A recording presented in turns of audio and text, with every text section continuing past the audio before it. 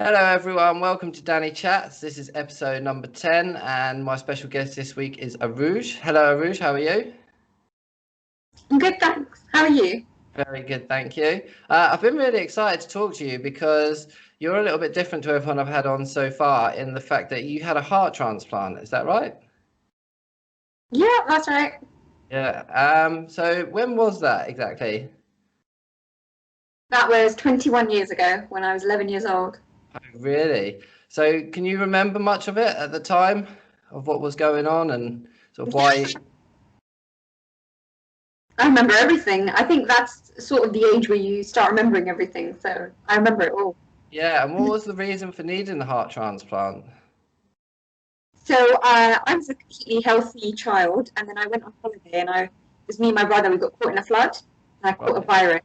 Yeah, and my heart started failing, Okay. and yeah, we didn't really understand what was going on. I kept going to the doctor, and he kept telling me I've got a cold. Because the symptoms can be quite similar. And then it went on for a really long time, and all of a sudden I started deteriorating. Couldn't walk home from school, where that was something I used to do every day. And then eventually it was found that my heart was failing, and actually I didn't have. Oh, so that must have been a very scary time for you all. Yeah, I want to say that it was scary, but you know, when you're 11, everything is like an adventure, Yeah. and I just think either I did understand what was going on, but I thought it was really cool. Like, Yeah. oh, exciting's happening! I get to, get crisps from the shop and near the hospital, and I don't know. I think I've got one of those perspectives where I like to make the best of everything. Yeah, of course. It's all that you knew. So yeah, you kind of enjoyed it, not enjoyed it, but like you say, you just made the most of it.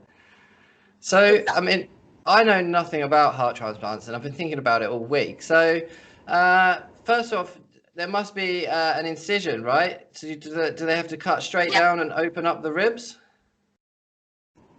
that's right. Yeah, there's an incision straight down the middle, and they crack open your rib cage. And my heart was taken out, and my donor heart was put in. Yeah. And how long were you on the waiting list for a heart? I was on the waiting list for 6 weeks, and in that 6 weeks, I had two false alarms as well. Yeah, yeah, I think that's common. I think you're very lucky if you end up with the first organ. Yeah, yeah. Yeah. But So I'll go it's on. quite quick. I've heard of people waiting a really long time, and I think mine was pretty quick. Yeah, yeah, it's good. What hospital were you at? Great Ormond Street Children's Yeah, Hospital. yeah. Was you from London, or did you have to sort of come from, did you have to move away from your home to be at that hospital? So me and my parents, we at the time lived sort of on the outskirts of London, so it wasn't too far for us. Yeah, It's that's pretty. quite good. Yeah, because it's nice to have your family around, especially when you're at that age. Yes. And they had, I don't know if they still have that, but they had this thing called the Italian wing, where your family could stay and be quite close to you if you were an inpatient. So that was really Yeah. good. Yeah, it must be hard at the moment with the coronavirus going around for anyone that's going through operations that can't have anyone there, no Yeah. visitors. I really feel for them actually, because having your family around you really helps. Yeah, having someone to bring in some snacks or just something, and it breaks up your day when you've been there for so long. Exactly. I had an obsession with wheat crunchies when I was in hospital, and literally, I think my family were emptying out the vending machine. So, yeah. So to go back to your operation, I don't know whether you know this, but do they have something? So when they take your old heart out, do they connect you up to a machine that keeps your blood pumping around while they fix the new heart? Is it? I assume so. To be honest with you, I don't know. I don't know the. Yeah. Yeah, because I mean, I'm not one for details of the operation. I just sort of let the doctors, they know their job and I let them do it. But I did wonder because I thought there must be a second or two where, the old heart's out and you're waiting for the new one to come in. And obviously you've got to keep that blood pumping around. So I wonder if they do hook you up to a machine. That was quite interesting. They probably do, because obviously, without your heart, your body would just stop. Yeah. And So, how long was the operation? Do you remember? so I was told that it was 6 hours. That's quite quick, really. Yeah. But I didn't realize it happened because I remember them trying to knock me out, and I'm just knock out. They have to give me a lot of antibiotics and a Yeah. lot of everything. And I still, when they get you to count backwards, I'm Yeah. counting from, I'm still here, I'm still awake. They're a bit confused, like, why is she not falling asleep? Yeah, I think you have to. It's like knocking out a horse or something. I don't know. It's really difficult. Yeah. Woke up. I didn't realise I'd had the operation. So I was looking at my mum and I was like, "What's happening?" Waiting. She was like, "No, you've had it." Oh, really? So was you, so yeah, I suppose just because you got put to sleep, you lost your memory a bit. Yeah, I think I lost some time because my mum has these sheets of paper where apparently I was trying to write to her. Yeah. And at the time, apparently, it's really eerie to look at that now. And I kept writing, "Where am I? Where am I? Where are you? Where am I?" Yeah. Really weird. And how long were you in hospital after the operation? I was in hospital for a few weeks. Yeah. I think I was told at the time that I had a very quick recovery and I was able to come out of hospital really, really quickly. Yeah. Now I'm like hearing about people coming out in a few days or a week or two. I think mine was a bit longer than that. Yeah, I mean, just medicine from my time, I've been in hospital at 14 up until now, just everything's progressed so fast. Like, like you say, they can just have people in and out of hospital so quick now. Yeah, it's amazing. Yeah. How long were you? Just over a week, I think, afterwards. So 6 days, something like that.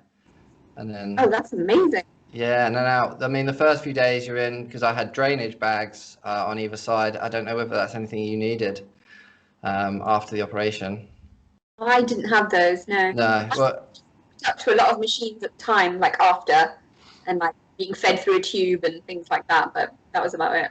yeah, that's mad.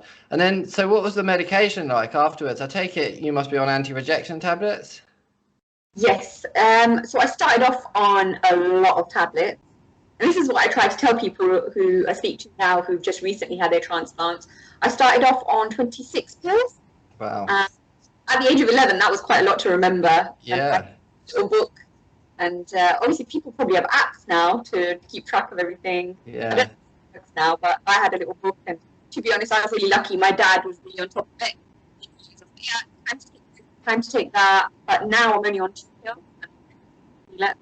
So you're only on 2 pills now? Yeah.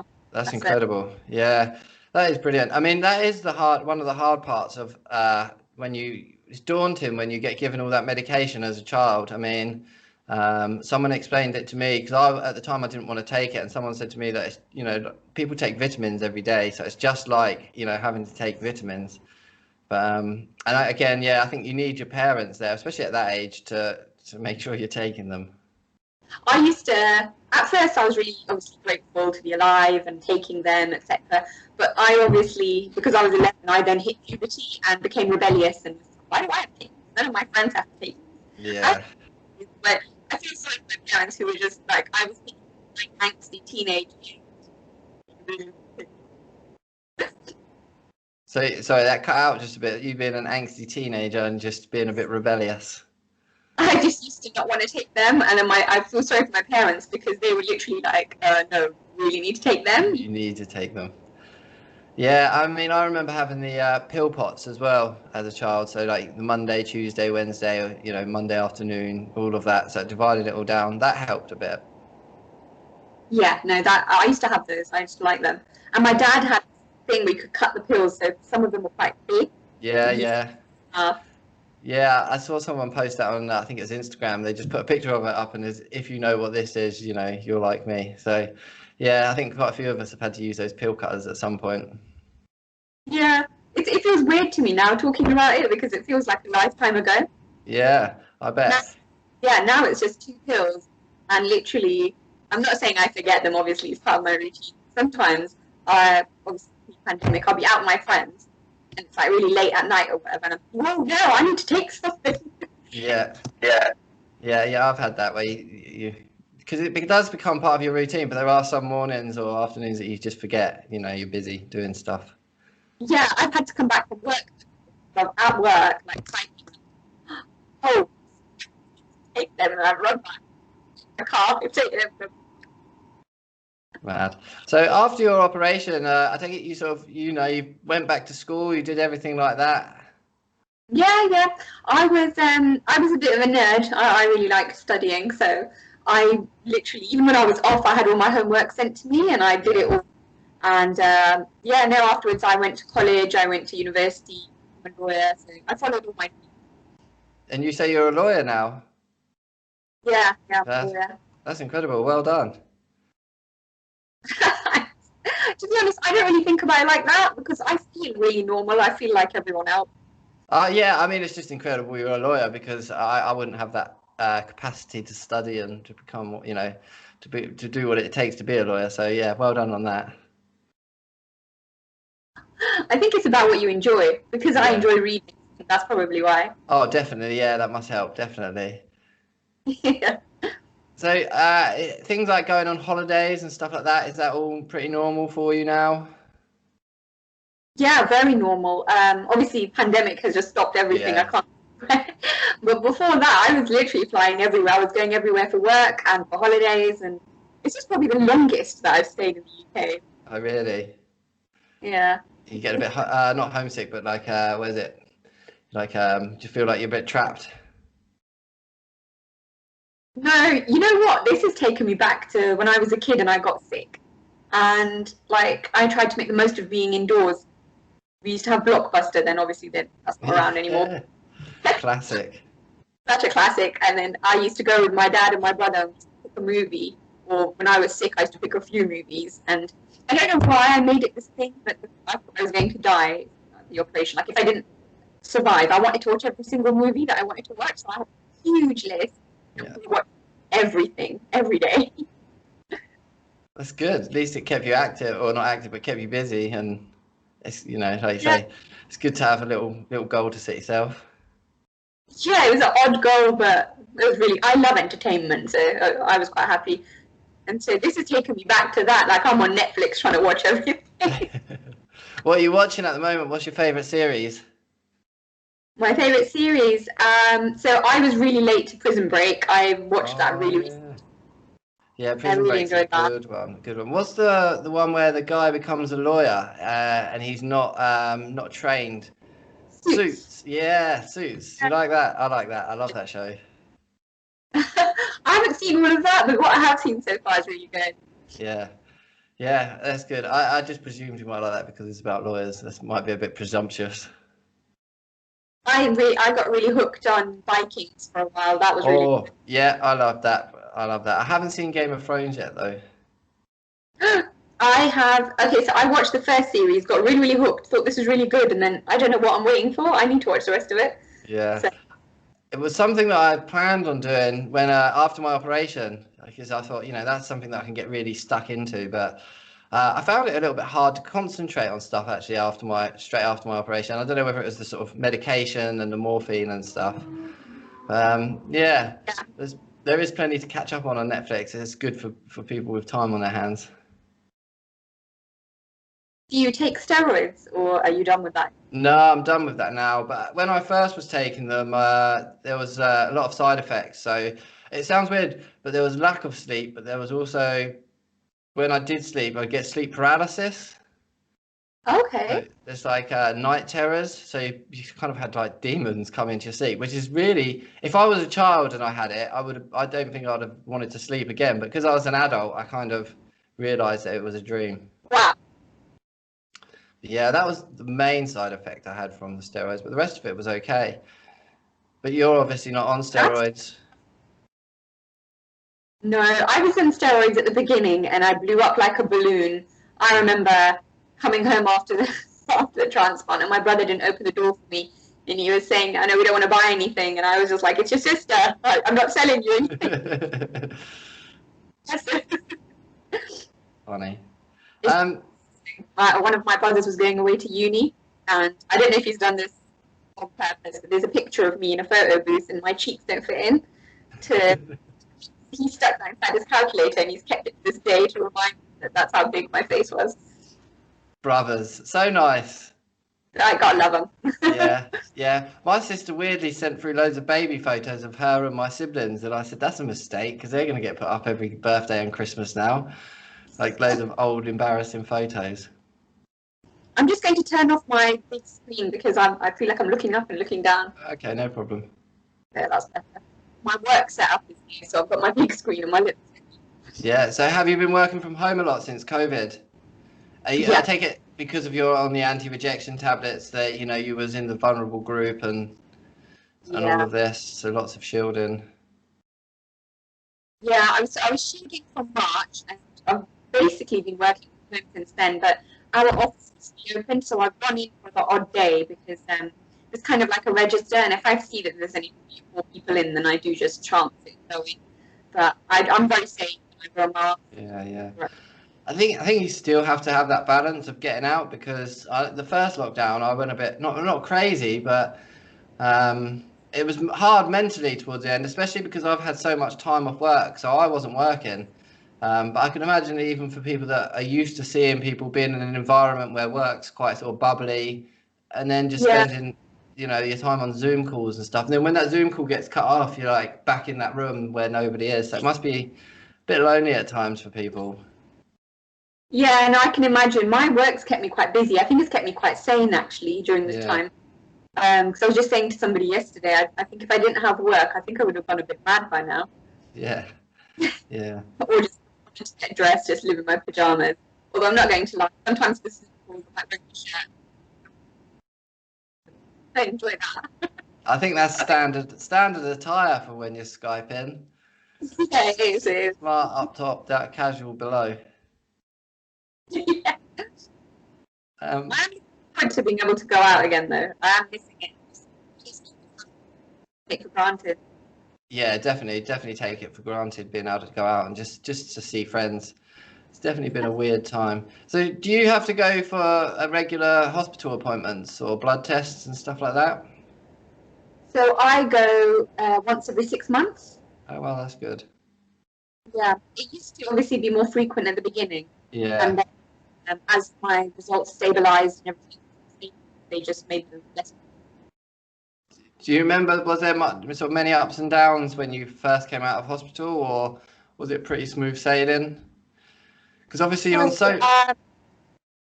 so much medication. There's obviously side effects to all of that. So there are. I think how you said you were finding it hard to concentrate after your transplant. I think I had that. So I used to get frustrated at myself because I liked reading, I liked watching movies, but I would lose focus pretty quickly. Yeah. And frustrated, like, why is this happening? That didn't last that long. I did have one rejection. Pardon? I had one rejection. Okay, yeah. Right towards the beginning. So I was actually on cyclosporin. I don't know if you know much about the medication. So I think there's a lot more of them out there now. Back when I had my transplant, I actually had cyclosporin. And what was that second one, sorry? Tacrolimus. Tacrolimus, yeah, I've heard of tacrolimus. Yeah. So you don't take Advagraft or Prograft? That's not... Prograf. So Prograf is actually tacrolimus. Okay, yeah. So those not choices, but those were the options. Yeah. And they were on cyclosporin, and that's how I had my rejection. And they thought that it might be the medicine switching over to Tacro Prograf. And touch word, that suited me. Brilliant. That's really good news. Have you spoke to many other people or met anyone else that's had heart transplants? So I've only started doing this since lockdown. Strangely enough, the whole time for like the last 20 odd years, I've never thought of doing this. Yeah. It's not that I didn't think there was anyone out there. I just got busy, I think, and I was fighting to be normal. I think I spent my teenage years thinking I'm the same as everyone else. I don't want to set myself apart. And then when I started doing that, life just gets away from you, your friends, your job. Yeah. Life was so hectic. And then all of a sudden, this pandemic happens. I'm told I'm very vulnerable, I have to stay indoors. And I thought, I wonder if anyone else is. And that's when I started talking to people. Yeah. Instagram and stuff like that are great for meeting people that have gone through a similar experience, and it's really nice to speak to people that have done that, I think. Definitely. And it gives you hope as well. So there's people messaging me because they think, oh, you've had it for 21 years, you give me hope. But then there's people who've had it for longer than me, they're giving me hope. So I think it's like a circle. Yeah, that was definitely one of my worries, and probably I think one of everyone's fears is how long is this going to last. So it is great to see, like you say, people that have had it 20 years ago, 30 years ago, 40 years ago, they're still doing really, really well. It is. It's amazing. I love seeing that. I love seeing people doing really well, and you just think, yeah, it gives you a lot of hope. Yeah. One thing I have found, because I was the same with you, like, I didn't really talk about any of my problems, Wilson's disease, and obviously not the liver transplant because I hadn't had one. But after my diagnosis, after I finished school, I went to college, so I just didn't bring it up to anyone because, like you said, it's kind of like a fresh start, and I didn't want to be sort of pigeonholed as that person. So, yeah. So it's been interesting now speaking out about it and finding lots of other people. Yeah, I feel understood, and I didn't realize that I wanted to be understood all this time. Yeah. I to be normal for so long and like everybody else.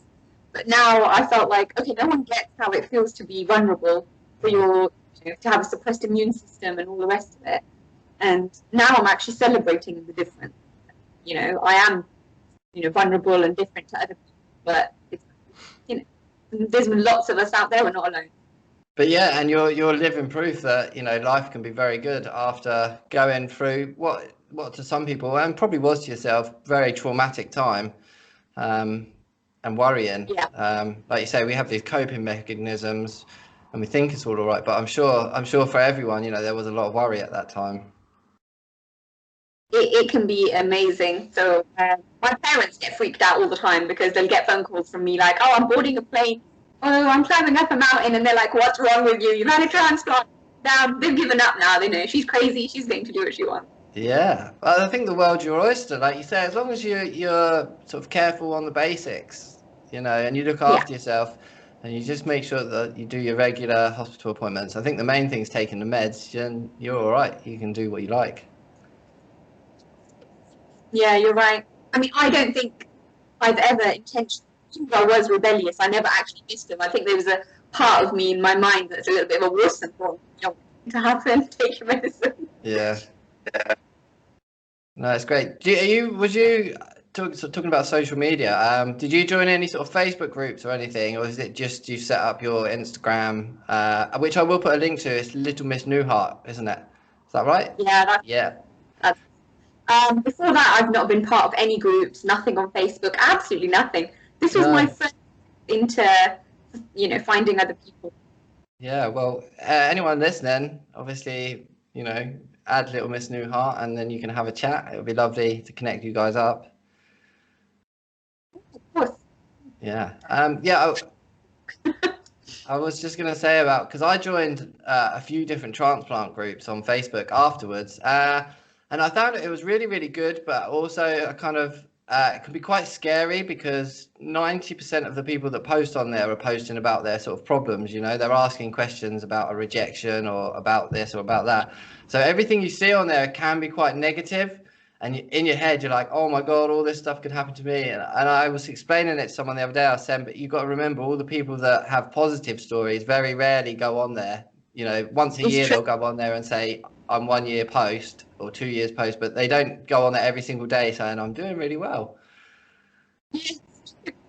So many people have said this to me because I've had some sort of Zoom calls with other transplantees sort of globally just to see how everyone's doing in the pandemic and just to keep each other going. And they said the same thing, that they've joined groups before and it's made them anxious about their position. Yeah. Yes, we're not doing so well. But they're right. People talk about it, mention it if there's a problem. And usually when something's going well, and I think that's why it took me 20 years. I was doing well and I just never felt the need to. And it's only now that I feel that I can't go anymore. Think about it. Let's talk about not doing it sooner because it might have been nice as a teenager, but finding myself in the same situation that would have made me feel less alone. But yeah, sorry, I missed that last bit. I've just always been one of these people that kind of just force themselves to carry on and just try to enjoy what they have. Yeah. Yeah, you have to be like that, I think. You have to be. But yeah, it's great that you've set up the Instagram and you are sort of, like you say, it's inspiring to people. I don't think people realise how inspiring. You might not get messages every day and, but people will be looking on and they will be inspired. So it's great what you're doing. Thank you. It makes it all worth it. Sometimes I get messages, like direct messages from people saying, "Oh, my child is about to have a transplant, and seeing you, having had it so long gives me hope," and things Yeah. like. I get some really touching messages, and it makes me think, "Oh, it was worth it setting up an Instagram." Because sometimes I get anxious as well. Because, like you Yeah. said, I see when people have rejections or people not doing so well, and obviously I want to be there for them and support them however I can. But it affects you. It does get you. And you do Yeah. think, oh, what if that happens? I have thought that in the past. I think I was off Instagram for a week because I thought I'm getting stressed out. But Yeah. then I thought, a really lovely message saying, "Oh, you give me hope," and I thought, "No, I want to be. I'll carry on." Yeah, it's definitely swings and roundabouts. And I think there are times that you do have to just make sure you do focus on yourself if it does get a bit on top. Because, like you say, I mean, I've had messages, and there gets a point where sometimes you do just need to take a step back from it all and focus on yourself again. How And do you then, do? You feel well? yeah, very, very well, incredibly well. I mean, it's just over a year now since my transplant. Mine was a liver transplant, wasn't it? So it's a bit different to yours. No. It doesn't seem as epic as a heart transplant to me. There's two things: a heart transplant and like a double lung transplant. To me, just kind of blow my mind. Um, Probably because I I think have. they're in their own right. I think all of the transplants are epic. Yeah, yeah. I think it's just because I've had the liver transplant, so it's a bit more common to me than and a heart. And I just think it's incredible the fact, because my granddad had a triple heart bypass, and I just think it's incredible the fact that they open up your ribs. It just, whoa. Yeah, I used to get these phantom pains in my ribs because of it, Yeah, and I always thought something was happening, but it turned out one of the doctors said to me, because they've been cracked open, you will sometimes get these odd pains. It's stopped now, but it's the beginning. yeah, mad, mad. But it's crazy. And do you know anything about your donor? So I know some things. It was a girl. She was 12 years old, so Oh a wow. year. Yeah, and we used to be able to write to the family through the hospital. So Yeah. we did that for quite a while, actually. We sent Christmas cards, and like I was really grateful. And I was at that age where I was writing poems and stuff like that, and they loved it. Yeah. And when I graduated, I was so happy. They daughter, through me. Nice. Sorry, that last bit cut off. When you graduated. The family wrote to me, and they felt really proud because they felt like Oh, my daughter was with me and had graduated with me. that's really nice. I bet that made you cry a bit. It made me cry a bit, I think. It did make me cry. Yeah, I haven't. I've sat down to write to my donor's family, but I just find it very emotional, and I have no idea where to start. I mean, some people include photos, and um, yeah, and I think, Yeah, and I've thought about even just having a letter sent back to me, and I think it would just be seem daunting emotionally, but it is something that I want to do.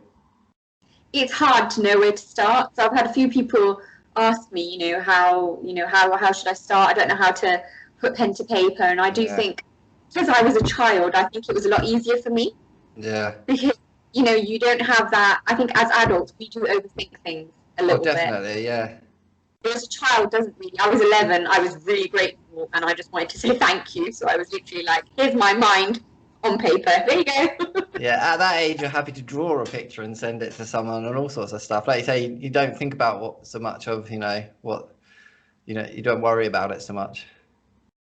Yeah, and like they were getting things from me that you could obviously tell a child that the heart had Yeah, gone to a child. They were getting drawings and poems and all sorts of cheesy stuff that I could think of. yeah. It's incredible. Absolutely incredible.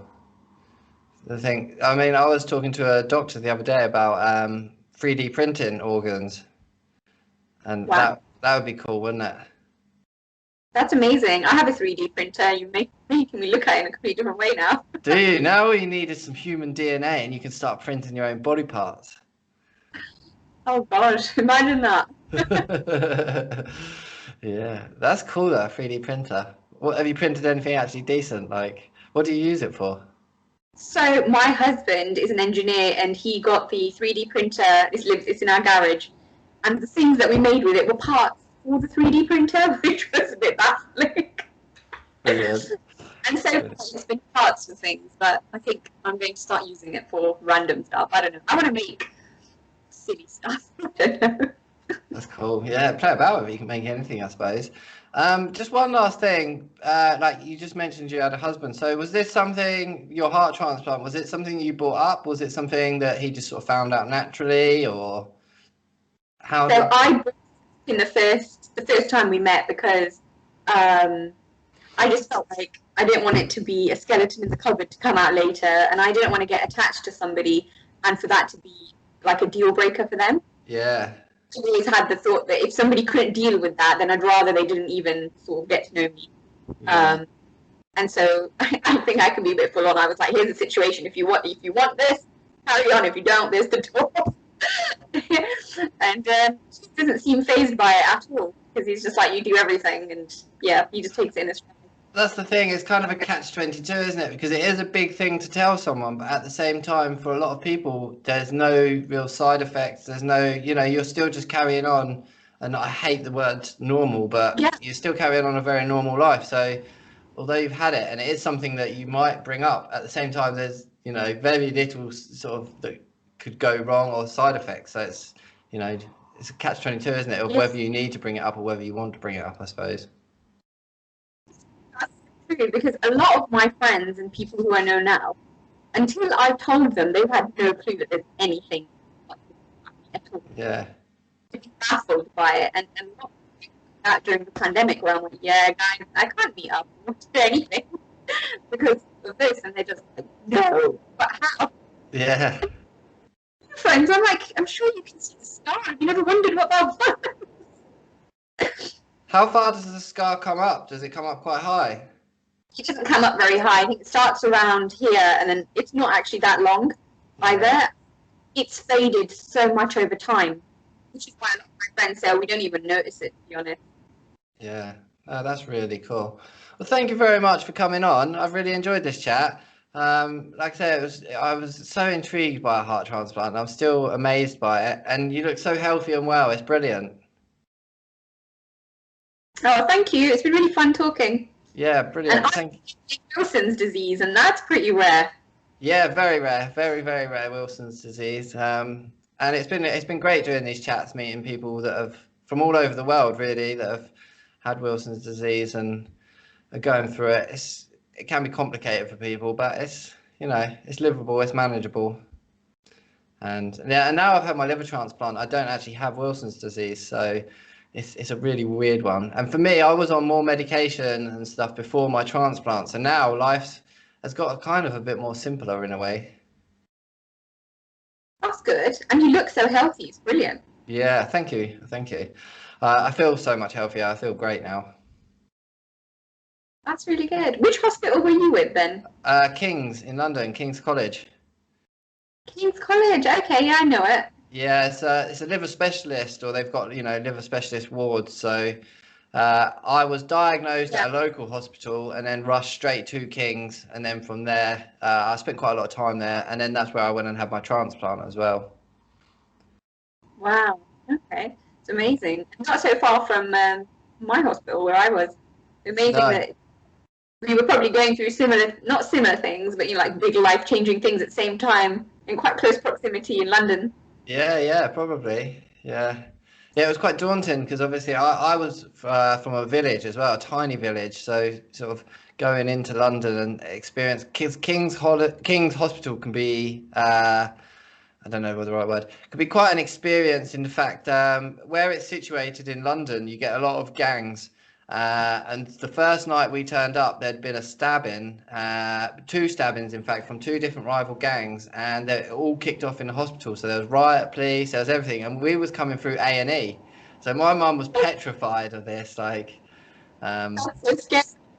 yeah, but that was sort of not really common, but it was fairly common. You see, at King's that it can be a little bit rough, but it was, it's a great hospital. There's no doubt about it. It's a great hospital, so it's just an interesting hospital.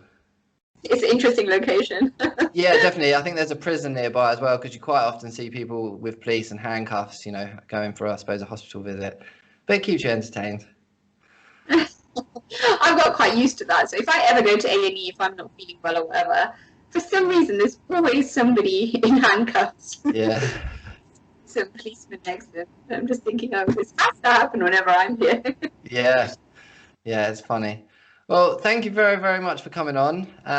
This is going to be on YouTube, Spotify, and a few other places, so we can share it with quite a few people, which is great.